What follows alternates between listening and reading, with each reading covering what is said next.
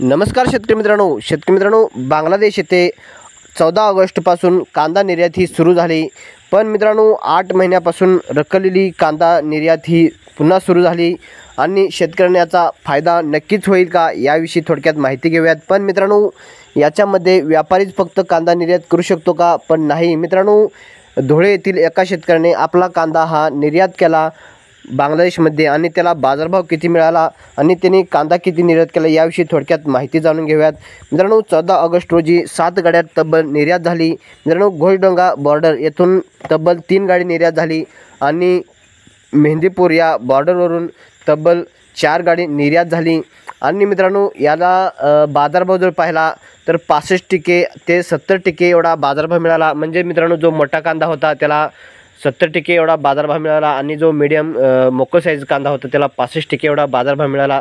पण मित्रांनो आपला कांदा ज्यावेळेस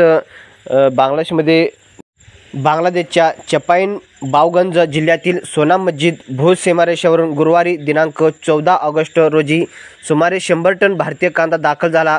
जवळपास 8 महिन्यापासून थांबलेली आयात या दिवशी पुन्हा सुरू झाली आणि भारतातील शेतकऱ्यांना व व्यापाऱ्यांना दिलासा मिळाला।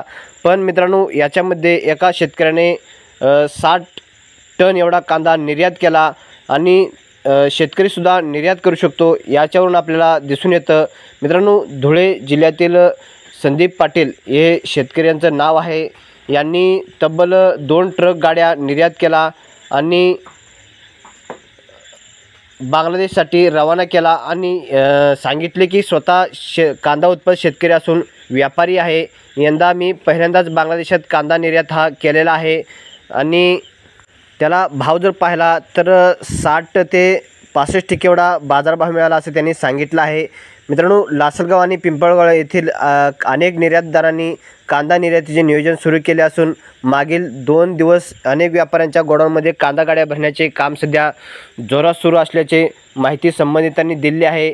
लासलगाव आणि जे पिंपळगाव येथील अनेक निर्यातदार आहेत यांनीसुद्धा सध्या गाड्या भरण्याचे काम सुरू केलं आहे। म्हणजे मित्रांनो बांगलादेश येथे निर्यात करण्यासाठी सुरू केलं आहे।